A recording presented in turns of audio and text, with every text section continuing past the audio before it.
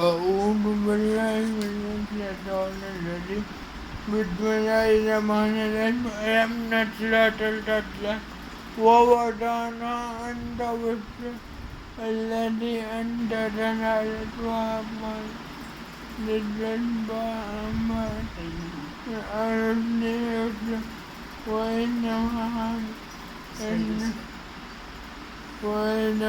عندك وإلى ربك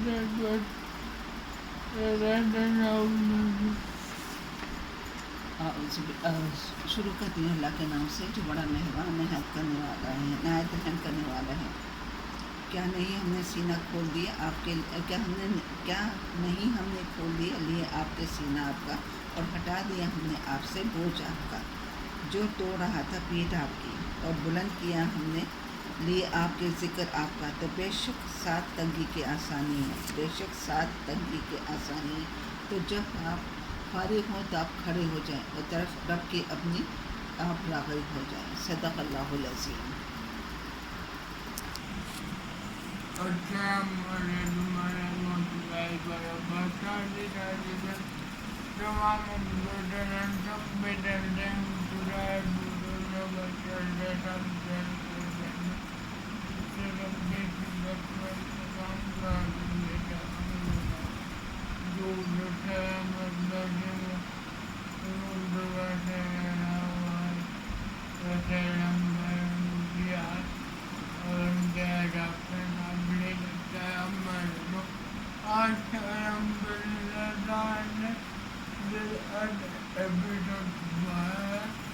اور آج مطلب موسیٰ علیہ السلام کا قصہ وعلیکم السلام۔ حضرت موسیٰ علیہ السلام جب جس زمانے میں پیدا ہوئے، اس زمانے میں مصر میں ایک بادشاہ حکومت کرتا تھا، وہ بہت طاقتور وہ تھا، اس کا نام فرعون ان کے بادشاہ کو فرعون کہا کرتے تھے۔ فرعون کو ان کے نجیمے نے بتایا کہ اس سال جو بھی بچہ لڑکا پیدا ہوگا وہ تمہاری بادشاہت کے لیے خطرہ ثابت ہوگا۔ تو فرعون نے یہ حکم جاری کر دیا کہ اس سال جو بھی لڑکے ہوں ان کو قتل کر دیا جائے۔ تو ہارون جو ہے ان کے گھر بیٹا پیدا ہوتا ہے، موسیٰ، ان کا نام وہ موسیٰ رکھتی ہیں، ان کی والدہ موسیٰ رکھتی ہیں۔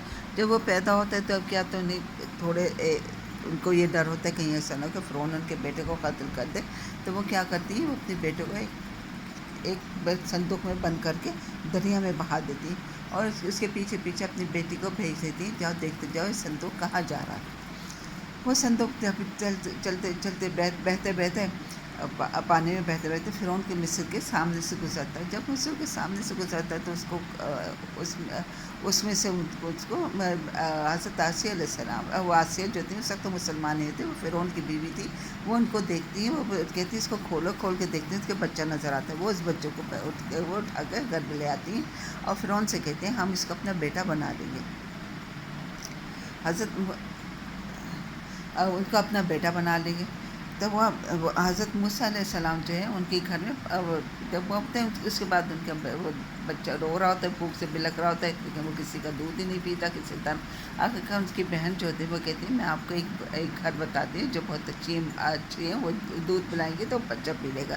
تو وہ گھر جاتی ہیں، گھر جا کے اپنی امی کو لے کر آتی ہیں، اور وہ بچہ واپس ان کے امی کے پاس واپس آ جاتے ہیں۔ حضرت موسیٰ علیہ السلام اپنے والد کے پاس آ جاتے ہیں، 2 سال ان کے ساتھ رہتے ہیں۔ پھر اس کے بعد پھر موسیٰ جو ہے حضرت موسیٰ علیہ السلام ان کے فرعون کے محل میں پرورش پانے لگتے ہیں۔ جب بڑے ہوتے ہیں تو کیا ہوتا ہے، ان کے ساتھ ایک دن وہ جا رہے ہوتے ہیں، دیکھتے ہیں کہ ایک مصری جو ہے قطبی سے لڑا ہوتا ہے، تو وہ کیا کرتے ہیں، وہ مصری کی حمایت میں اس قطبی کو ایک گھوسا مارتے ہیں، وہ گھوسا اتنی زور سے لگتا ہے کہ وہ مر جاتا ہے۔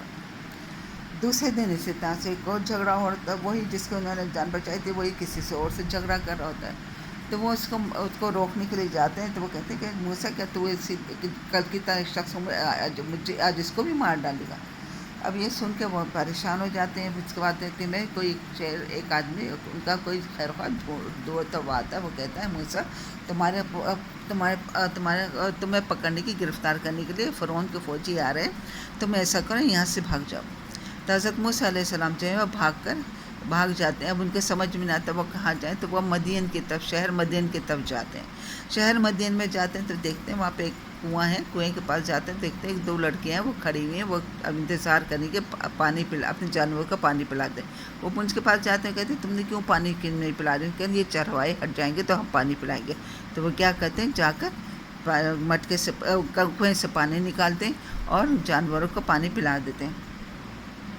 जानवरों को उनका पानी भर देते हैं, जानवरों को पानी पिला देते हैं और उसके बाद फिर वो बैठ जाते हैं, वो चली जाती हैं। वो जाती हैं अपने अब्बा को, अपने वालिद को बताती हैं। उनके वालिद भी उस ज़माने के नबी होते हैं, उनका नाम हज़रत शुएब अलैहिस्सलाम था। वो जो है उनके पास जाती हैं, वालिद को बताती हैं। वालिद जो है उन कहते हैं जाओ उनको लेकर उसको उजरत दे देंगे। उनको बुलाया जाता है, फिर वो उजरत लेने वो आते हैं, वो आते हैं। उसके बाद उनको वो कहते हैं कि हमें तुम्हें यहाँ पर रख लूँगा, इसके लिए एक मेरी शर्त है कि तुम मेरी किसी भी एक बेटी से शादी करोगे और तुम्हें यहाँ 10 साल यहाँ पर रहना होगा।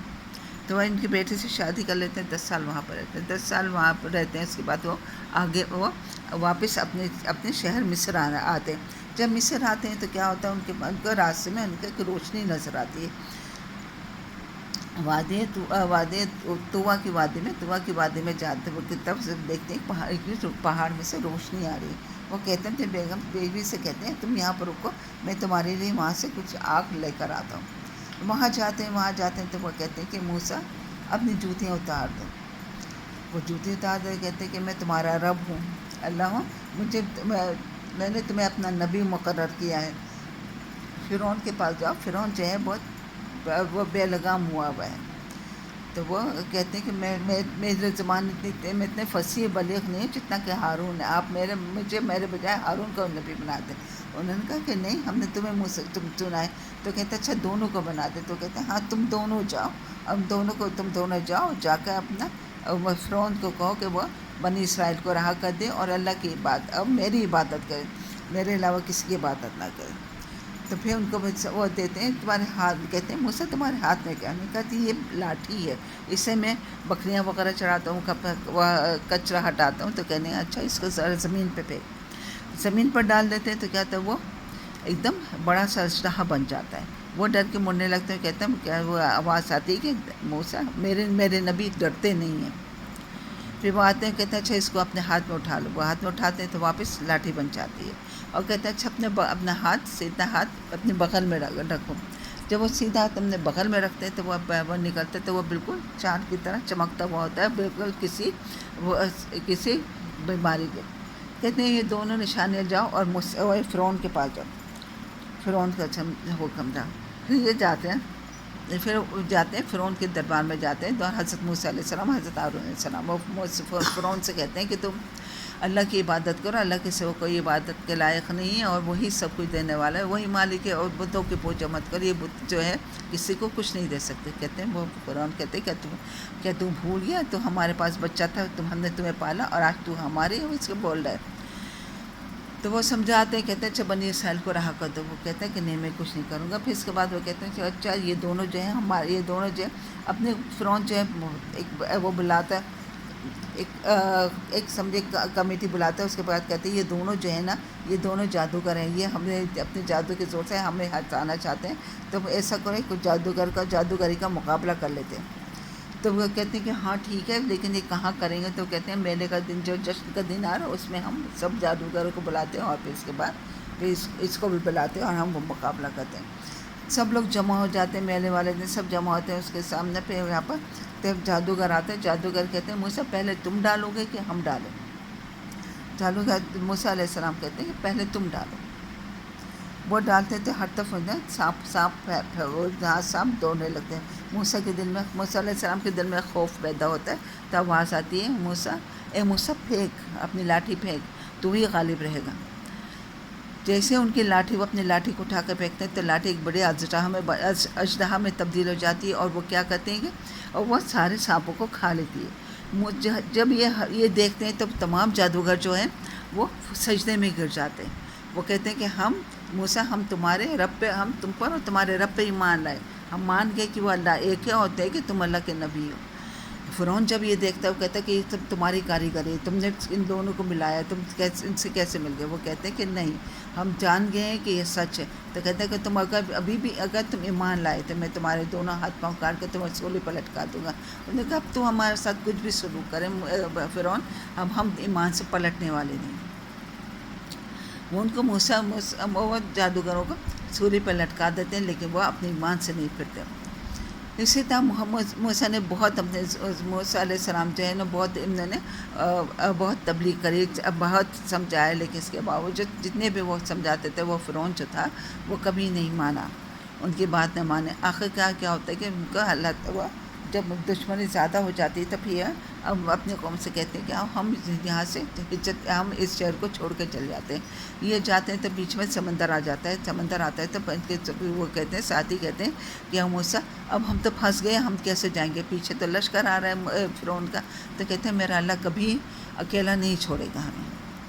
تو وہ اللہ تعالیٰ کے حکم سے اللہ تعالیٰ کا حکم آتا ہے کہ اس کو پانی پر لاٹھی مار، پانی پر لاٹھی مارتے ہیں تو دریا سمندر میں لاٹھی مارتے ہیں، سمندر میں راستہ بن جاتا ہے، اور راستہ بنتا ہے تو راستہ جو ہے اس پر ان کا لشکر پار کرتا جاتا ہے۔ جیسے جیسے ان کا لشکر پار کرتا جاتا ہے پیچھے پیچھے فرعون بھی دیکھتا ہے، تو فرعون بھی پیچھے پیچھے آتا ہے، لیکن کیا ہوتا ہے وہ جہاں جن کا لشکر گزر جاتا ہے وہاں پانی آ جاتا ہے، اور پھر یہ فرعون اس کا لشکر ڈوب جاتا ہے۔ جب ڈوبنے سے پہلے وہ کہتا ہے کہ میں ایمان لاتا ہوں موسیٰ کے رب پر۔ تو وہ آواز آتی ہے کہ اب تو ایمان لاتا ہے، جب ساری نشانیاں ختم ہو گئی تو سب سے آخری نشانی تھی، تو وہ لمحے کہتے ہیں کہ میں تیری لاش کو عبرت بنا کے رکھ دوں گا۔ اور آج موسیٰ علیہ السلام کا نام زندہ ہے، اور وہ فرعون جو ہے اس کی لاش فرانس کے عجائب خانے میں رکھی ہوئی ہے، جو لوگوں کے لیے عبرت ہے کہ دیکھو جو اللہ کی بات نہیں مانتا، اللہ کا حکم نہیں مانتا، اس کا کیا انجام ہوتا ہے۔ صدق اللہ العظیم۔ بیٹا جو انہوں نے چیزیں دے دیا تھا اللہ کو موسیٰ علیہ السلام کو نہیں، نہیں، موسیٰ علیہ السلام کو نہیں بیٹا، موسیٰ علیہ السلام انسان تھے نا، اللہ کے لیے سیکھا۔ بتائیں موسیٰ علیہ السلام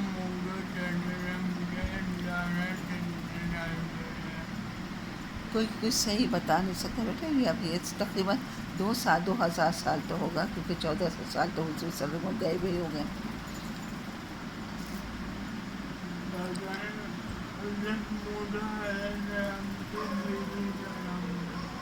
ان کی بیوی کا نام پاس، ان کی ماں کا نام یا تو مریم تھا، یہ معلوم نہیں، مریم ان کے باپ پر ہارون۔ فرعون کا نام اصل نام کچھ ہوتا، ان کے بادشاہوں کو فرعون ہی کہتے تھے۔ وہ اپنے باپ کو لیتے تھے، ہارون کے نام ہارون ان کے بھائی تھے، اپنے بھائی کو لے کے گئے تھے۔ جی ہارون علیہ السلام تو ان کے بھائی تھے، ان کا نام کے والد کا نام عمران تھا۔ سوری غلطی ہو گئی۔